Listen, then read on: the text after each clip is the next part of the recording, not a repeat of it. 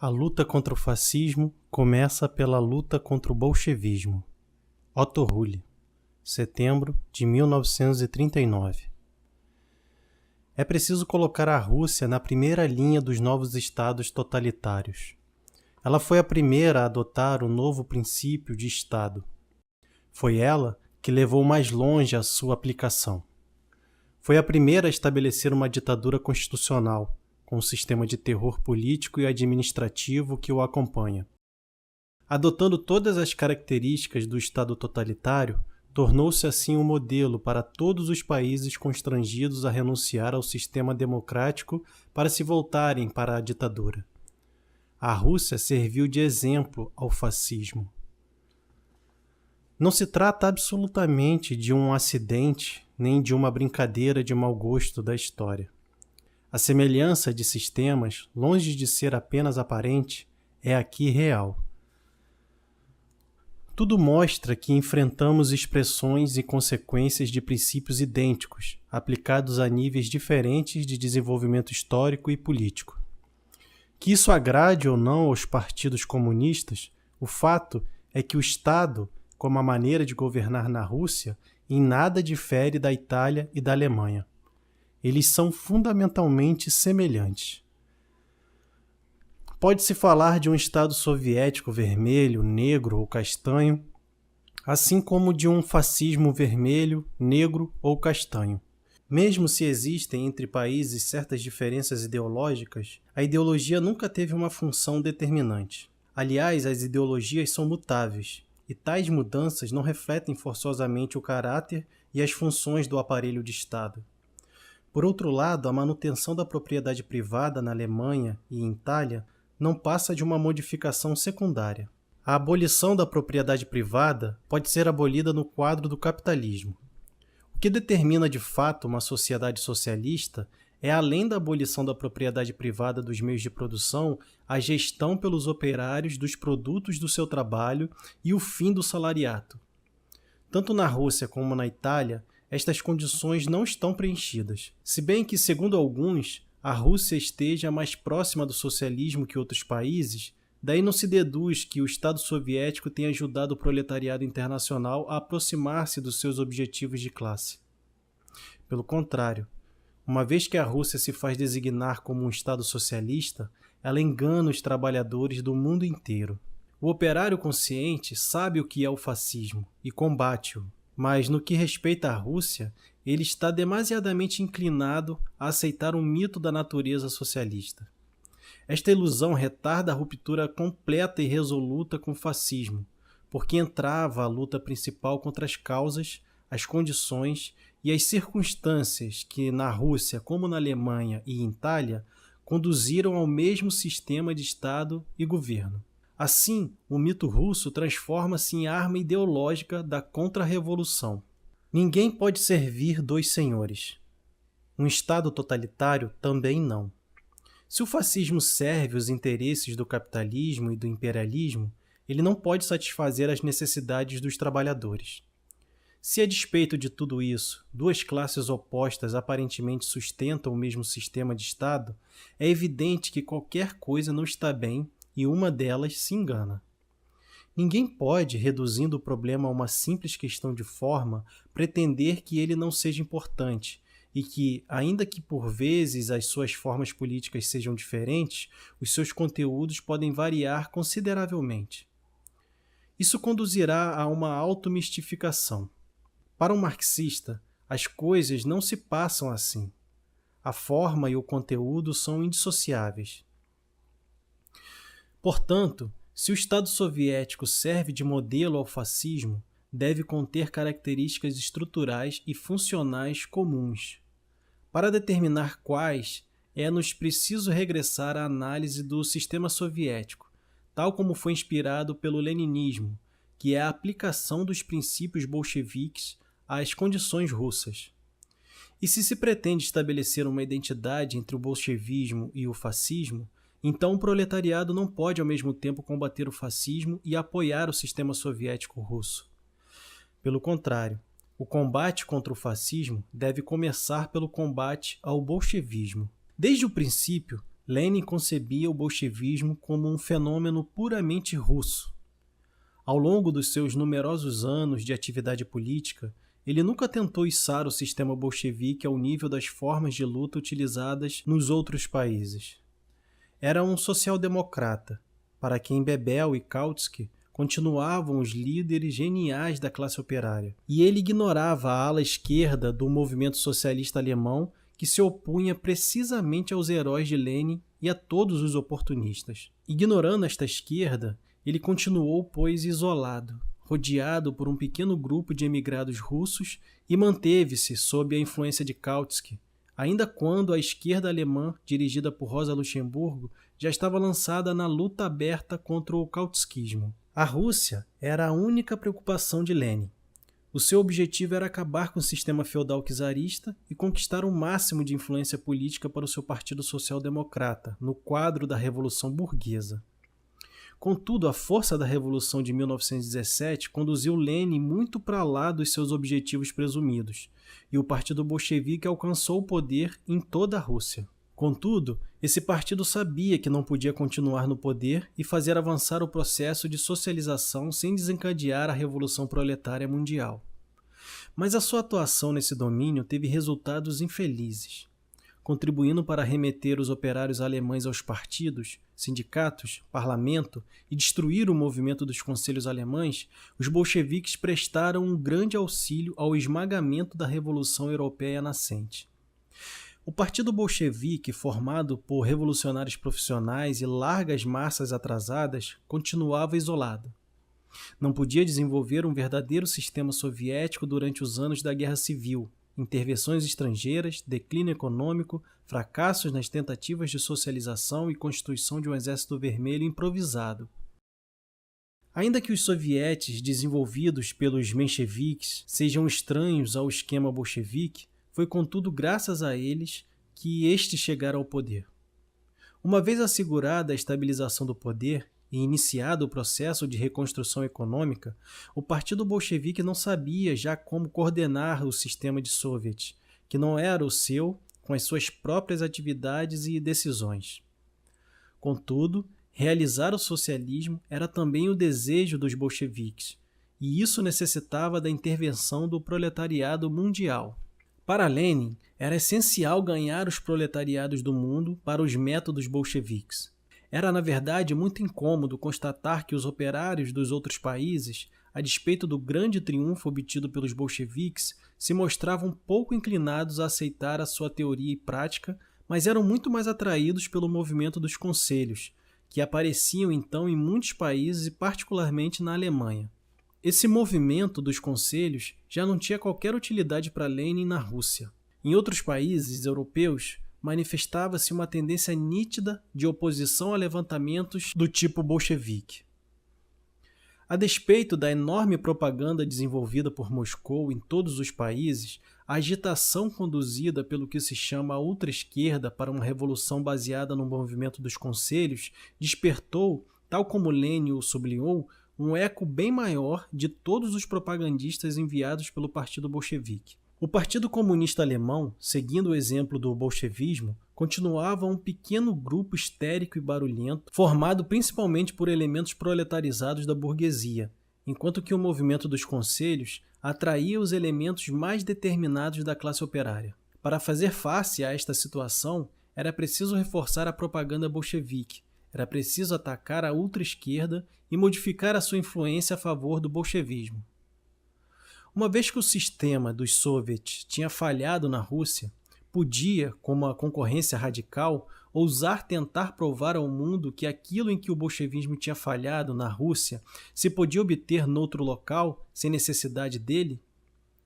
Para se defender, Lenin escreveu o seu panfleto O Esquerdismo, Doença Infantil do Comunismo, ditado pelo medo de perder o poder e pela indignação perante o sucesso dos histéricos.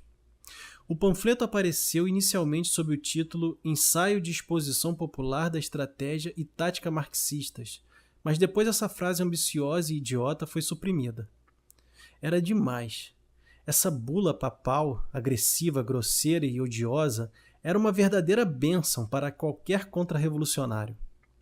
De todas as declarações programáticas do bolchevismo, esta é a que revela melhor o seu caráter real. É o bolchevismo posto a nu. Quando, em 1935, Hitler suprimiu em toda a Alemanha toda a literatura comunista e socialista, a publicação e a difusão do panfleto de Lenin continuaram autorizadas. No que respeita ao conteúdo do panfleto, não nos interessamos aqui sobre o que diz a propósito da Revolução Russa, a história do bolchevismo e as outras correntes do movimento operário ou as circunstâncias que permitiram a vitória do bolchevismo. O nosso único propósito será de analisar os argumentos principais que, na época da controvérsia entre Lenin e a ultra-esquerda, ilustravam as diferenças decisivas entre os dois adversários. O Partido Bolchevique, originalmente seção social-democrata russa da Segunda Internacional, constitui-se não na Rússia, mas na emigração. Depois da cisão de Londres, em 1903, a ala bolchevique da social-democracia russa reduziu-se a uma seita secreta. As massas que a apoiavam apenas existiam no cérebro dos seus chefes. Contudo, esta pequena elite era uma organização estritamente disciplinada, sempre pronta para as lutas militantes e submetida a purgas contínuas para manter a sua integridade. O partido era necessário como a Academia Militar dos Revolucionários Profissionais. Os seus princípios pedagógicos marcantes eram a autoridade indiscutida do chefe, um centralismo rígido, uma disciplina de ferro, o conformismo, o militarismo e o sacrifício da personalidade aos interesses do partido.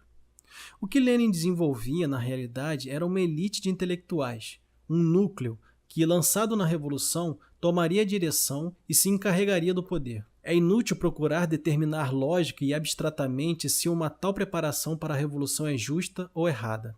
O problema deve se resolver-se dialeticamente. É preciso levantar para já outras questões. Que espécie de revolução estava em gestação? Qual era o seu objetivo? O partido de Lenin trabalhava no quadro da tardia Revolução Burguesa Russa no derrube do regime feudal czarista. Nesse tipo de revolução, quanto mais a vontade do partido dirigente é centralizada e orientada para um único objetivo, tanto mais o processo de formação do Estado será comprometedora.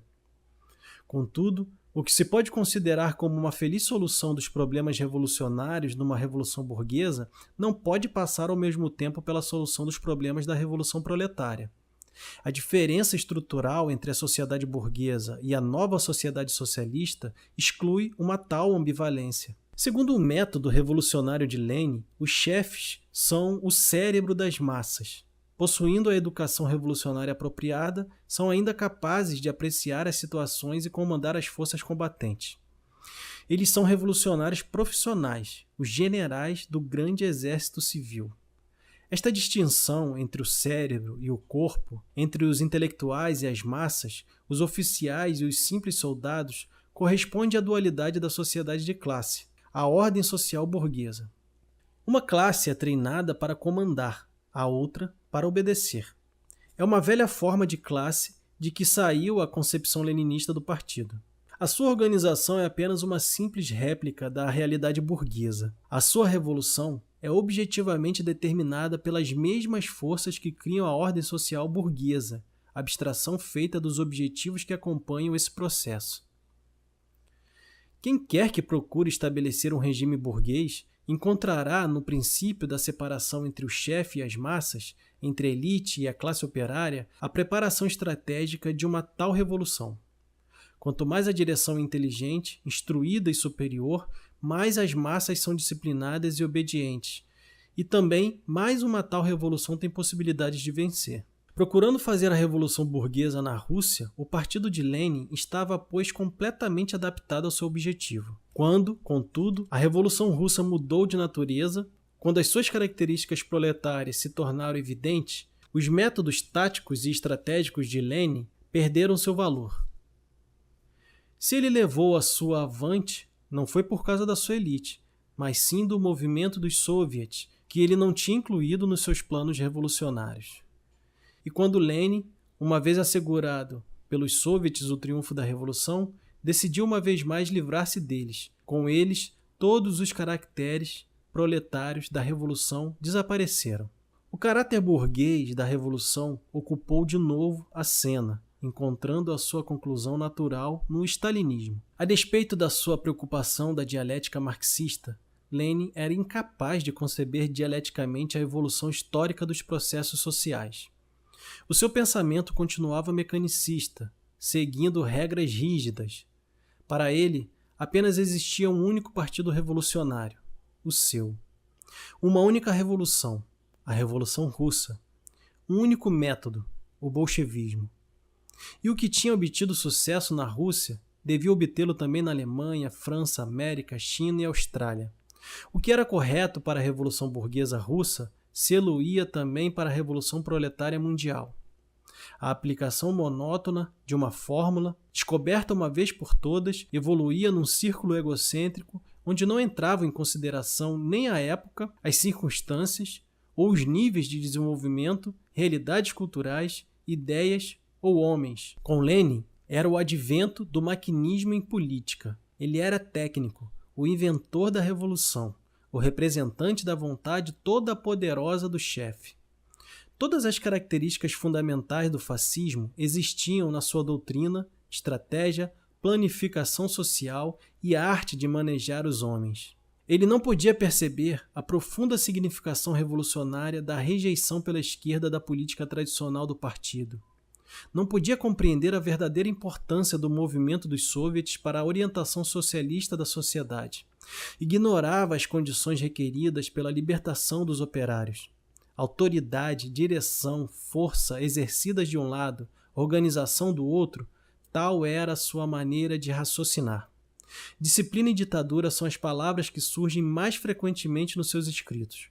Compreende-se, pois, facilmente por que não podia aceitar ou apreciar as ideias e ações da outra esquerda, que recusava a sua estratégia e reclamava o que evidentemente era indispensável na luta revolucionária para o socialismo, a saber, que os operários tomassem uma vez por todas a sorte em suas mãos. A apropriação pelos operários da sua própria libertação, problema central do socialismo, era o objetivo fundamental de todas as polêmicas entre os ultra-esquerda e os bolcheviques. O desacordo sobre a questão do partido encontrava o seu paralelo no desacordo sobre os sindicatos.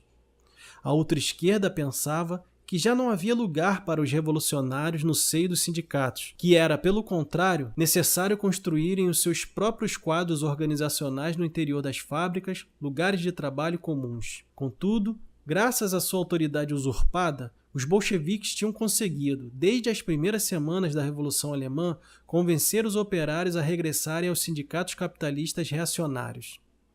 Para atacar os ultra-esquerda, para os denunciar como contra-revolucionários, Lenin utiliza, uma vez mais no seu panfleto, as suas fórmulas mecanicistas.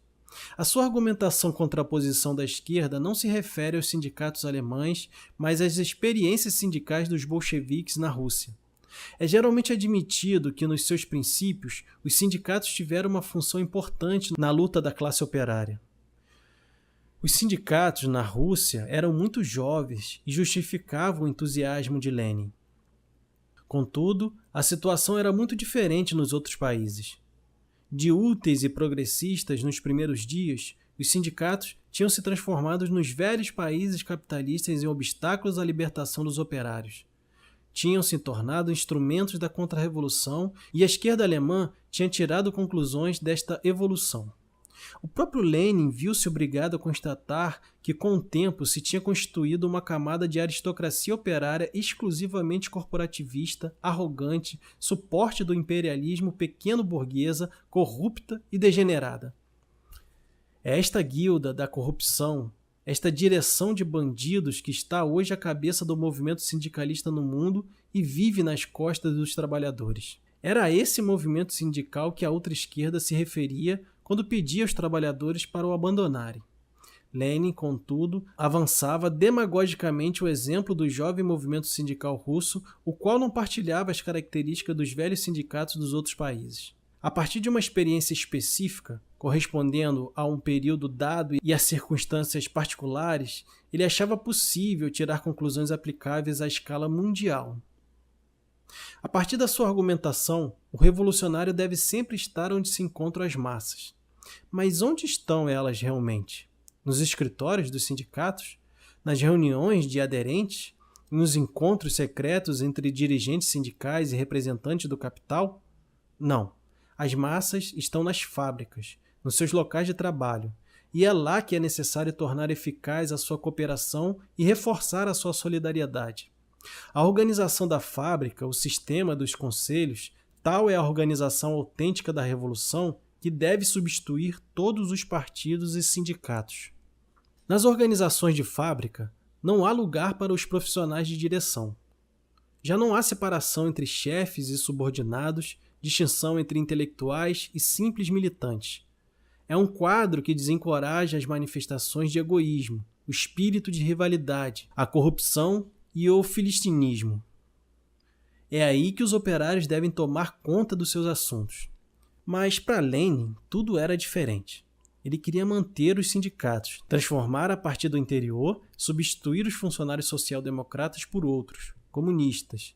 Substituir uma má burocracia por uma boa. A má satisfazia-se na social-democracia, a boa no bolchevismo. Entretanto, 20 anos de experiência demonstraram a inanidade de uma tal concepção. Segundo os conselhos de Lenin, os comunistas tentaram todos os métodos possíveis para reformar os sindicatos. O resultado foi nulo. Nula igualmente a sua tentativa para construir os seus próprios sindicatos. A concorrência sindical entre social-democratas e bolcheviques era uma concorrência na corrupção. Nesse mesmo processo, as energias revolucionárias dos operários consumiram-se em lugar de concentrarem as suas forças para lutarem contra o fascismo. Os operários pagaram o custo de uma experiência absurda e vã para o proveito de diversas burocracias. As massas perderam a confiança em si próprias e nas suas organizações. Sentiram-se enganadas. Os métodos típicos do fascismo, ditar cada passo aos operários, impedir o despertar da iniciativa, sabotar todo o embrião de consciência de classe, desmoralizar as massas por derrotas sucessivas e torná-las impotentes. Todos esses métodos já tinham sido provados ao longo dos 20 anos de trabalho executados nos sindicatos segundo os princípios bolcheviques. A vitória do fascismo foi tanto mais fácil quanto os dirigentes operários nos sindicatos e nos partidos tinham já modelado para ele um material humano capaz de se adaptar ao seu molde. Sobre a questão do parlamentarismo, Lenin aparecia igualmente como defensor de uma instituição política ultrapassada, tornado obstáculo da evolução política e um perigo para a emancipação proletária. Os ultra-esquerda combatiam o parlamentarismo sob todas as suas formas. Recusavam participar nas eleições e não respeitavam as decisões parlamentares. Lenin, contudo, consagrava muitas energias à atividade parlamentar e atribuía-lhe grande importância. A ultra-esquerda declarava o parlamentarismo historicamente ultrapassado, mesmo como simples tribuna de agitação, e não via nele senão uma perpétua fonte de corrupção, tanto para os parlamentares como para os operários. O parlamentarismo adormecia a consciência revolucionária e a determinação das massas, veiculando ilusões de reformas legais. Nos momentos críticos, o parlamento transformava-se numa arma da contra-revolução. Era preciso destruí-lo, ou, melhor ou pior, sabotá-lo. Era preciso combater a tradição parlamentar na medida que ela tinha ainda uma função na tomada de consciência proletária. Para provar o contrário, Lenin criou uma astuciosa distinção entre as instituições ultrapassadas historicamente e as instituições ultrapassadas politicamente. Seguramente, o parlamentarismo, argumentava ele, está ultrapassado historicamente, mas não politicamente. E por isso é um fato com que é preciso contar. É preciso participar no parlamento porque ele tem ainda uma função política. Que argumento! O capitalismo também ele apenas está ultrapassado historicamente. Segundo a lógica de Lenin, não é, pois, possível combatê-lo de uma maneira revolucionária. Convirá muito mais encontrar um compromisso. O oportunismo, a traficância, o manobrismo político, tais seriam as consequências da tática de Lenin. A monarquia também ela tem ainda uma função política. Segundo Lenin, os operários não teriam o direito de a suprimir, mas deveriam elaborar uma solução de compromisso. O mesmo seria para a Igreja, a qual, aliás, pertencem largas camadas do povo. Um revolucionário, insistia Lenin, deve estar onde estão as massas. A coerência obrigá-lo-ia, pois, a dizer: Entrem na igreja, pois esse é o vosso dever revolucionário.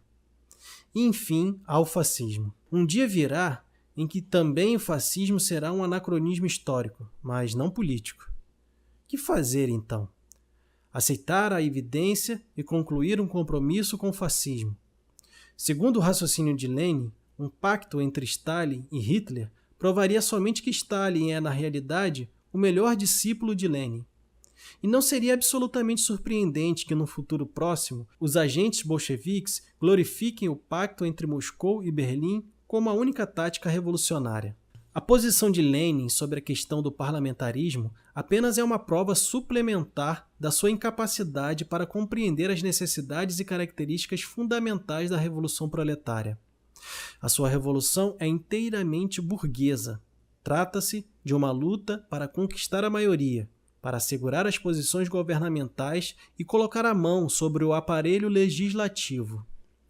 Ele julgava realmente importante ganhar tantos votos quanto possível, quanto das campanhas eleitorais, ter uma importante fração bolcheviques no parlamento, contribuir para determinar a forma e o conteúdo da legislação, participar na direção política.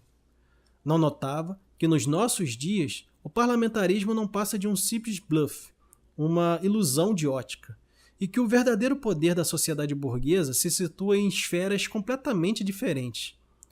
Que, a despeito de todas as derrotas parlamentares possíveis, a burguesia deterá ainda meios suficientes para impor a sua vontade e interesses nos setores não parlamentares. Lenin não via os efeitos desmoralizantes do parlamentarismo sobre as massas.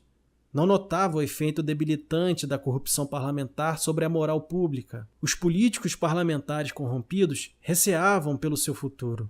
Houve uma época na Alemanha pré-fascista em que os reacionários podiam fazer passar no parlamento não importa que lei, ameaçando simplesmente provocar a sua dissolução. Que ameaça mais terrível para os parlamentares que implicava o fim dos seus rendimentos fáceis. Para evitar isso, eles estavam prontos a tudo. E será diferente hoje na Alemanha, Rússia e Itália? Os fantoches parlamentares não têm qualquer opinião, qualquer vontade, eles não passam de servidores dos seus patrões fascistas. Não há dúvida que o parlamentarismo está inteiramente degenerado e corrompido. Mas por que é que o proletariado não pôs fim à deterioração de um instrumento político que antes tinha utilizado para os seus fins? Suprimir o parlamentarismo por um ato de heroísmo revolucionário teria sido muito mais útil e instrutivo para a tomada de consciência proletária que não é a miserável comédia que chegou o parlamentarismo na sociedade fascista. Mas uma tal atitude era basicamente estranha a Lenin, como é hoje a Stalin. O cuidado de Lenin não era libertar os operários da sua escravidão mental e física. Ele não estava preocupado com a falsa consciência das massas, nem com a sua autoalienação enquanto seres humanos. O problema para ele resumia-se a um problema de poder. Como um burguês, ele pensava em termos de ganhos e perdas, de mais e menos, crédito e débito. E todas as suas evaluações de homem de negócios apenas diziam respeito a fenômenos externos. Número de aderentes, número de votos, lugares no parlamento, postos de direção. O seu materialismo é um materialismo burguês, raciocinando sobre mecanismos e não sobre seres humanos.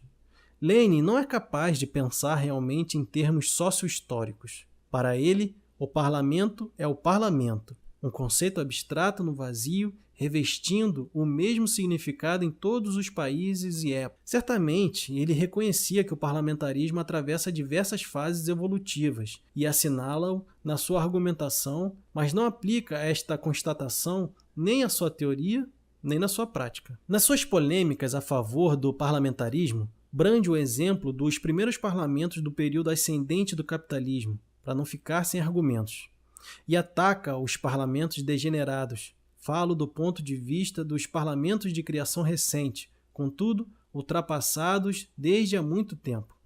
Em resumo, decide que a política é a arte do possível, embora para os operários, a política é a arte da revolução. Resta analisar a posição de Lenin sobre a questão dos compromissos.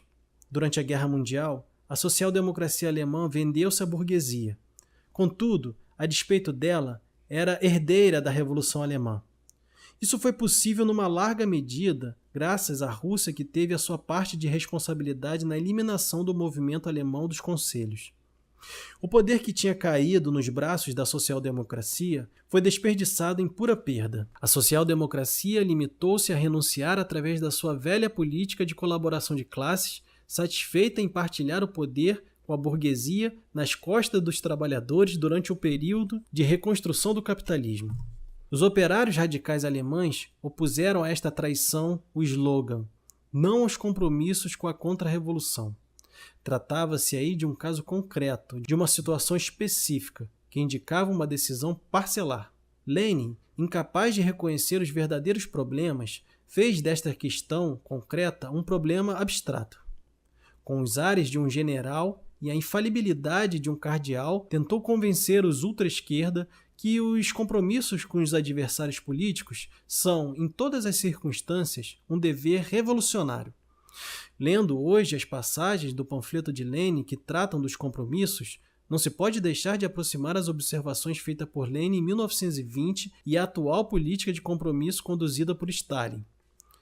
Não há um único defeito moral da teoria bolchevique que se não se tenha tornado realidade sob Stalin.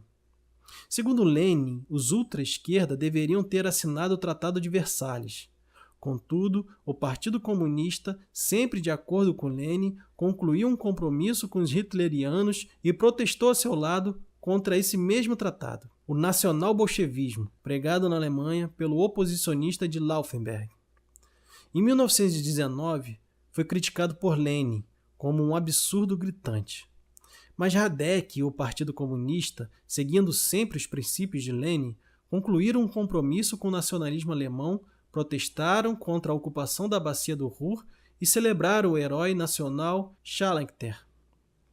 A SDN era, para retornar os termos de Lenin, um bando de ladrões capitalistas e bandidos, que os operários deviam combater com a máxima energia.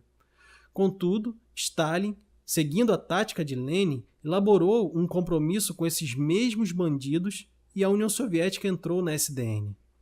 O conceito de povo é para Lenin uma concessão criminosa feita à ideologia contra-revolucionária de pequena burguesia. Isso não impede os leninistas Stalin e Dimitrov de realizarem um compromisso com a pequena burguesia para lançar um movimento idiota das frentes populares. Aos olhos de Lenin, o imperialismo era o maior inimigo do proletariado mundial e contra ele era preciso mobilizar todas as forças. Mas Stalin, como perfeito leninista, uma vez mais, está muito ocupado a tramar uma aliança com o imperialismo hitleriano. Será preciso mais exemplos? A experiência histórica ensina-nos que todos os compromissos feitos entre a revolução e a contra-revolução apenas podem trazer proveito a esta última. Toda política de compromisso é uma política de bancarrota para o movimento revolucionário. O que tinha começado como um simples compromisso com a social-democracia alemã conduziu a Hitler. O que Lenin justificava como um compromisso necessário conduziu a Stalin. Diagnosticando como doença infantil do comunismo a recusa revolucionária dos compromissos, Lenin sofria da doença senil do oportunismo, o pseudo-comunismo. Analisada de um ponto de vista crítico, a descrição do bolchevismo traçada no panfleto de Lenin apresenta as seguintes características principais. 1. O bolchevismo é uma doutrina nacionalista, concebida na origem essencialmente para resolver um problema nacional. Ela viu-se mais tarde elevada ao nível de uma teoria e uma prática de alcance internacional e de uma doutrina geral. O seu caráter nacionalista é também posto em evidência pelo seu apoio às lutas de independência nacional levadas a cabo por povos colonizados. 2. O bolchevismo é um sistema autoritário. O cume da pirâmide social é o centro de decisão determinante. A autoridade é encarnada na pessoa toda poderosa. No mito do chefe, o ideal burguês da personalidade encontra a sua mais perfeita expressão. 3. Organizacionalmente, o bolchevismo é altamente centralizado. O Comitê Central detém a responsabilidade de toda iniciativa, instrução ou ordem. Os dirigentes da organização têm a função da burguesia.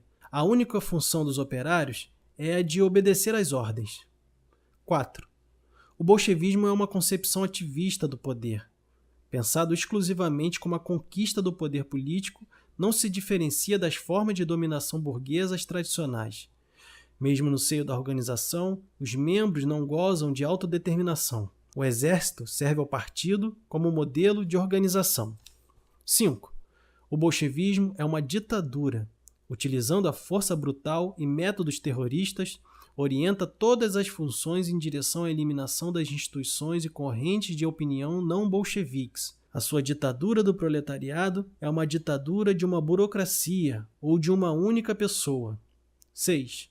O bolchevismo é um método mecanicista. A ordem social que visa é fundada na coordenação automática, a conformidade obtida pela técnica e o totalitarismo mais eficazes. A economia centralmente planificada reduz estreitamente as questões socioeconômicas a problemas técnico-organizacionais. 7. A estrutura social do bolchevismo é de natureza burguesa. Ele não elimina absolutamente o sistema de salariato e recusa a apropriação pelo proletariado dos produtos do seu trabalho. Fazendo, continua e fundamentalmente no quadro das relações de classe burguesas e perpetua o capitalismo. 8. O bolchevismo apenas é um elemento revolucionário no quadro de uma revolução burguesa. Incapaz de realizar o sistema soviético, ele é, por isso mesmo, incapaz de transformar radicalmente a estrutura da sociedade burguesa e a sua economia. Não é o socialismo que instaura, mas sim o capitalismo de Estado. 9. O bolchevismo não é uma etapa de transição que provocaria posteriormente a sociedade socialista. Sem o sistema dos soviets, sem a revolução radical e total dos homens e das coisas, não pode preencher a exigência socialista primordial, que é a de pôr termo à alienação humana engendrada pelo capitalismo. Ele representa a última etapa da sociedade burguesa, e não o primeiro passo em direção a uma nova sociedade. Estes pontos demonstram uma oposição irreconciliável entre o bolchevismo e o socialismo. Eles ilustram, com toda a clareza necessária, o caráter burguês do movimento bolchevique e o seu parentesco próximo com o fascismo. Nacionalismo, autoritarismo, centralismo, direção do chefe, política do poder, reino do terror, dinâmicas mecanicistas, incapacidade de socializar, todos esses traços fundamentais do fascismo existiam e existem no bolchevismo. O fascismo não passa de uma simples cópia do bolchevismo. Por esta razão, a luta contra o fascismo deve começar pela luta contra o bolchevismo.